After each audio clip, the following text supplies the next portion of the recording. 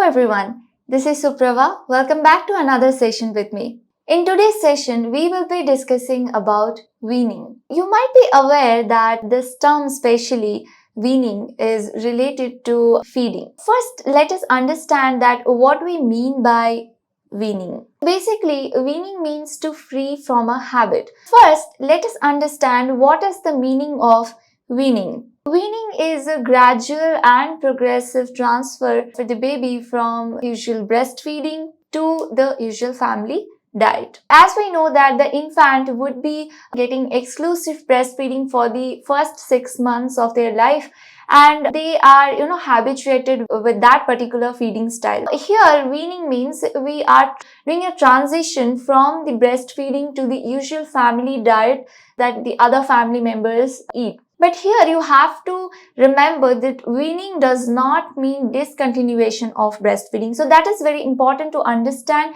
that weaning means here we are trying to put the baby in the family diet, and we are introducing the family diet to the baby. But also you have to remember that this does not mean that we are discontinuing breastfeeding. As we know that breastfeeding should be continued till 2 years of age, so that should be maintained. But for the first 6 months, what happens that we give exclusive breastfeeding, so that we don't give any other liquid or any other food materials to the child, to the infant. But after the 6 months, we start to introduce the family diet for the child. Basically, the foods what we are giving, weaning foods, we can say it is an addition to the breastfeeding. Let us see what is the definition of weaning. So, weaning is defined as the systemic process of introduction of suitable food at the right time in addition to mother's milk in order to provide needed nutrients to the baby. This definition is given by UNICEF in 1984. Let us understand that what they are trying to say by the definition. Here some of the terms are there. That first thing that we should remember, that this is a systemic process. Whatever food we are going to introduce to the baby, or how the food should be, and everything, that is a systemic process that should be planned. Now here one more thing we get, that is introduction of suitable food. So this is very important. This does not means we are saying that we are introducing the family diet to the child, but that does not mean whatever the elders are eating, that should be given to the child. Based on their age and their digestive ability, we have to introduce the food. So it should be suitable to the child. And then it is written at the right time in addition to mother's milk.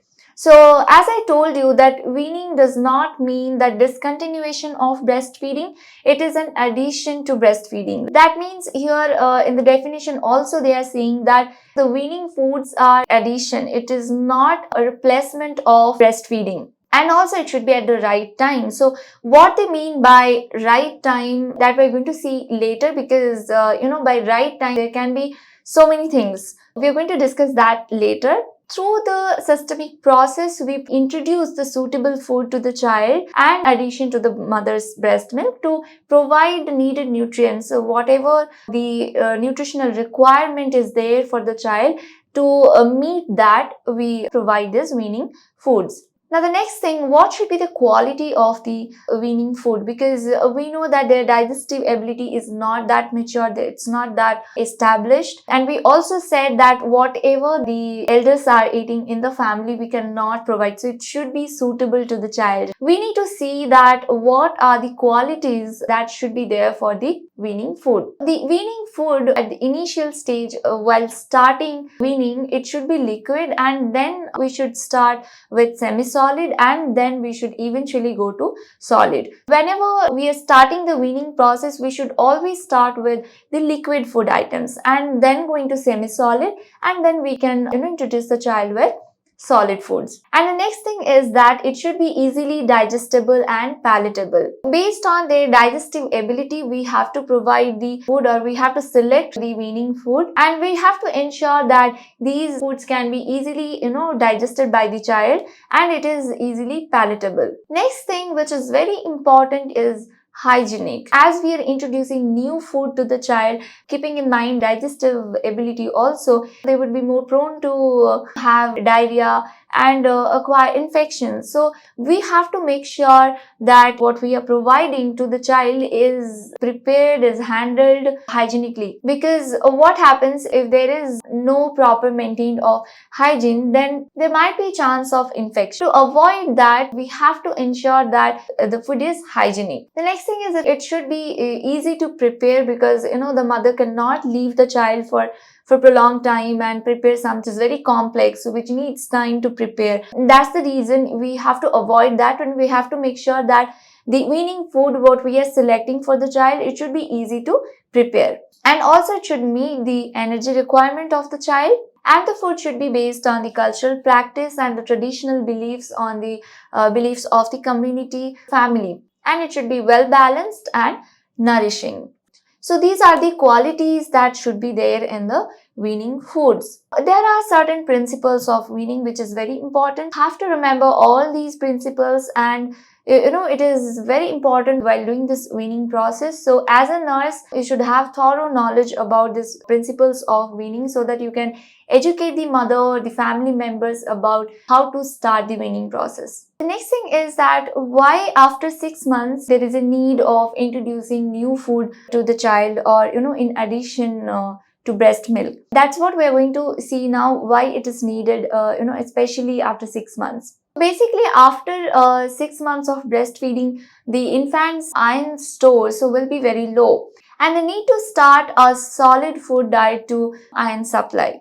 And there would be rapid growth and development which will be happening during this period of time. That also indicates that there is more need of energy, which cannot be met only with breast milk. So that is again one more reason. Also, the infant needs to learn how to use his mouth, and they need to learn to develop the eating skills, so that they can experience new taste and texture. So that is again one more reason. And once we start the solid food, that would help the child with developing his jaw and teeth. By 6 months of age, they would start giving clues that they want more in their mouth, like they would be more interested in what you are eating, and if you offer them spoon, they might open their mouth, and also they start to put their fingers into their mouth. So these are the clues that is the right time to start weaning process. Next, we have to maintain strict cleanliness.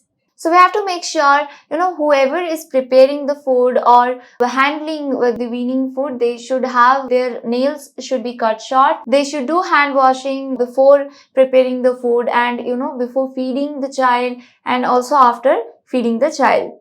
And then whenever you are, you want to provide or you want to introduce any new food, before that, one single food item should be given for 3 to 4 days, and after that you can introduce a new food. So this is a go slow process, so that would help the baby accept the food without any bowel upset. And as a nurse, when you are giving advice to the parents about weaning, you should consider the feeding habits of the community, so that you should consider, and based on that you should advise the parents about weaning.